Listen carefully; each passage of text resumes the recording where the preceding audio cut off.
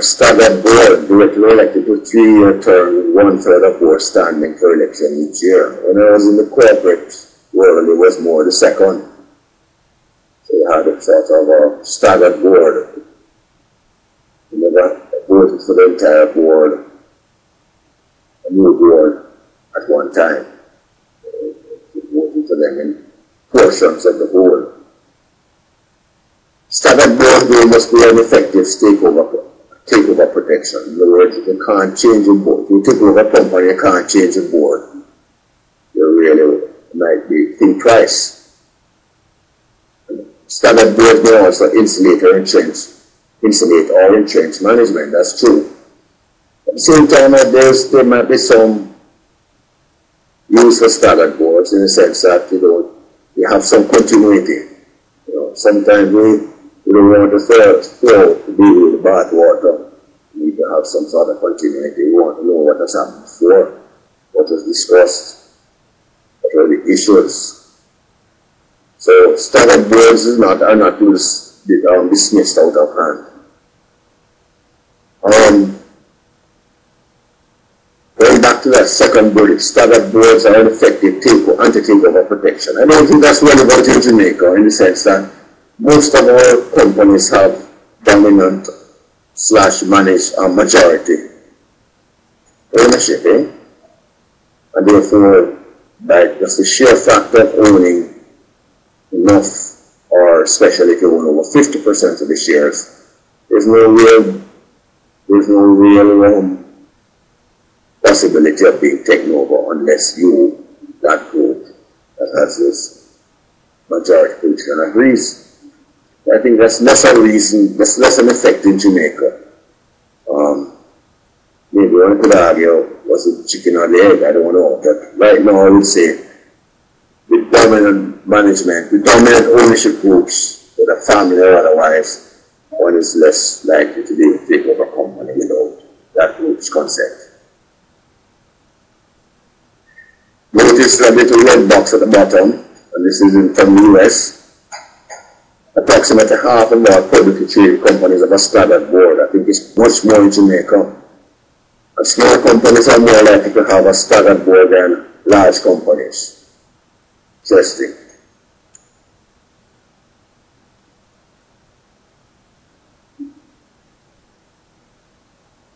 In most companies, especially if they're publicly owned and the stock market requires one share, one vote basis.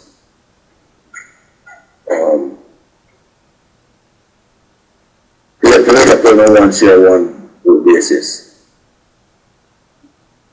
Oh.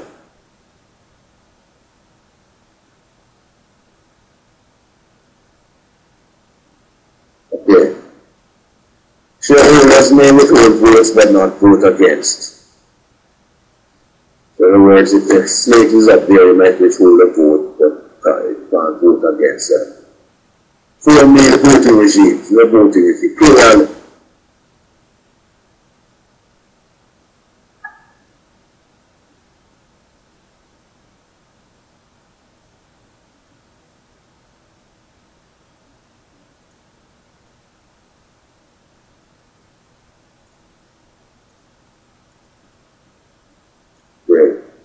Plurality, four-male voting regime, plurality, both directors who receive those votes are elected, even if a majority is not obtained. Majority, you must have a majority, or that's over 50%. Cumulative, shareholders can pool votes. Now, this is a way to also give minority shareholders a chance of voting in their own directors. In other words, let's say there are 9 directors to be voted for. With cumulative, you can then vote, each individual can vote,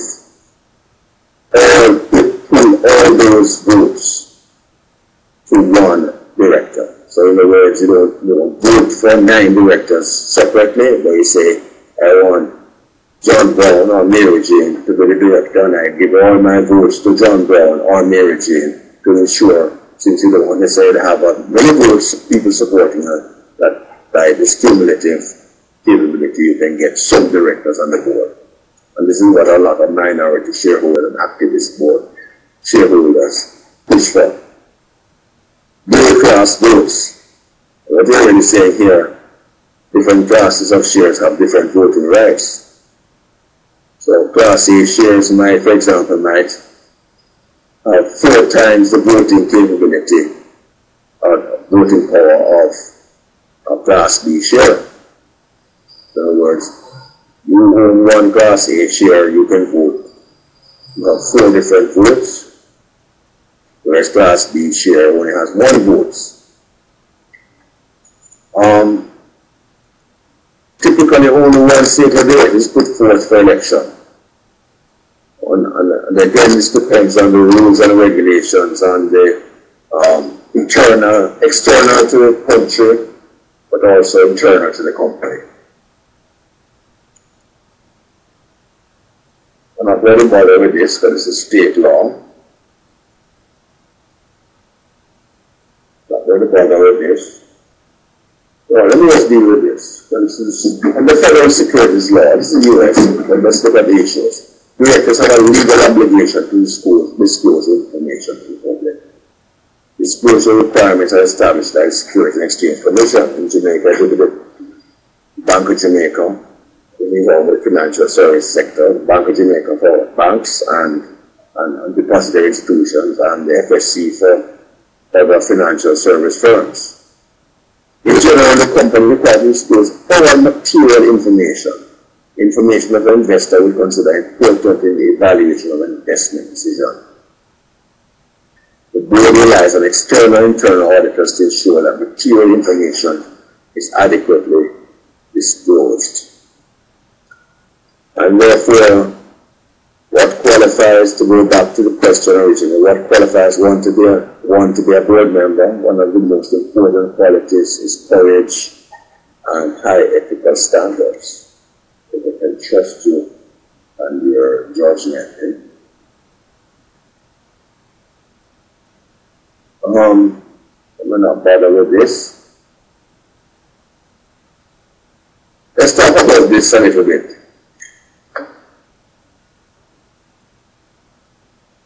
Directors face liability, and it becomes, in Jamaica, increasing exposure of directors is one of the reasons why many people are reluctant or increasingly reluctant to become directors. And the question arises, and take an independent stance, if they probably feel that they have no protection, what about if there should be a lawsuit brought against them with damage? These lawsuits might not prevail, they might come to nothing, but then their reputation could be compromised. Okay? On the other hand, if you overprotect directors, there's also a possibility that directors feel a less exposure and therefore maybe have a lower sense of responsibility and therefore might be more negligent. So it's a tricky issue. How do you find that balance between protecting directors against from liability for good and proper decisions which turn out badly, for example, on the one hand, or on the other hand, protect the shareholders and the stakeholders from them becoming less focused on being good directors, issue of moral hazard. So here we have 3 mechanisms. Exculpatory provision. Company charter excuses director from liability for unintentional negligent acts. Oh, okay. Indemnification. Agreement company pay for costs associated with lawsuits if the director acts in good faith. Thirdly, director officers insurance contract that covers litigation expenses, settlement payments, and in some cases damages.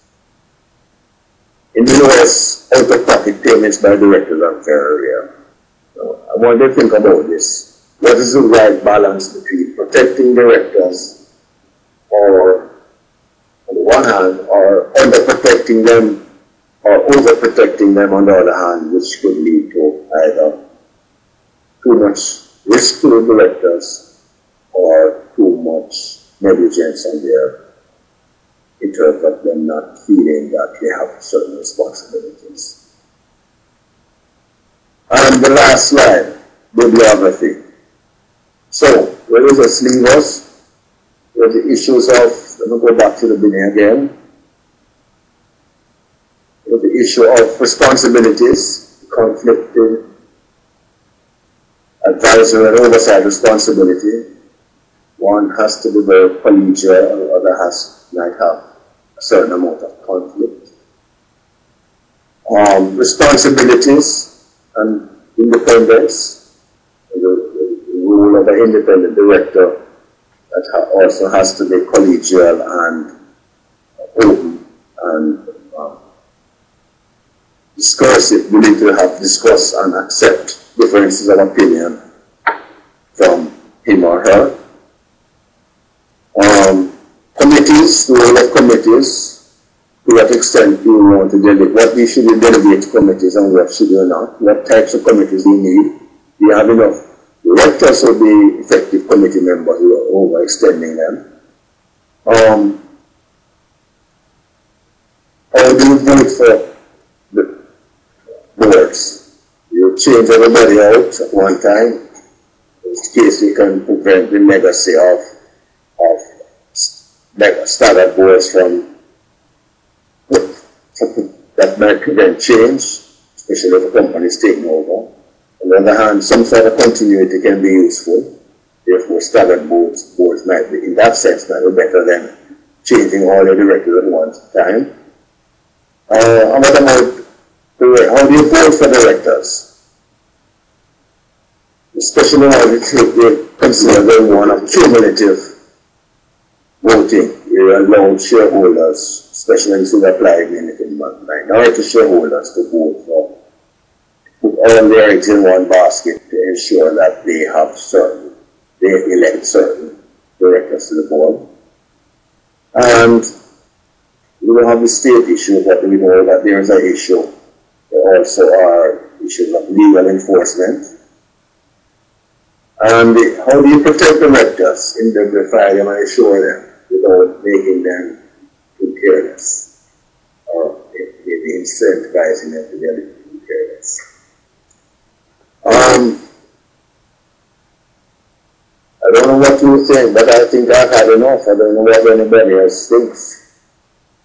Give me your opinions.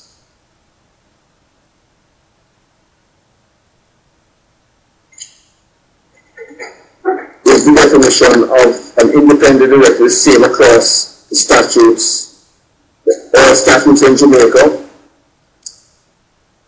I don't know. I assume so, but to be honest, I don't know, Lisa. Let me check it up, Definition of consistency of definition of independent director. I'll have to check that out.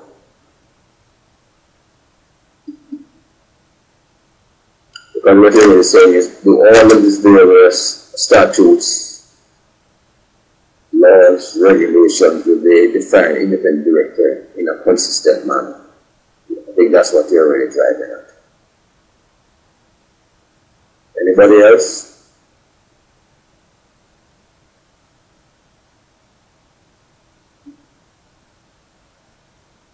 Should we leave it here now? I need some feedback.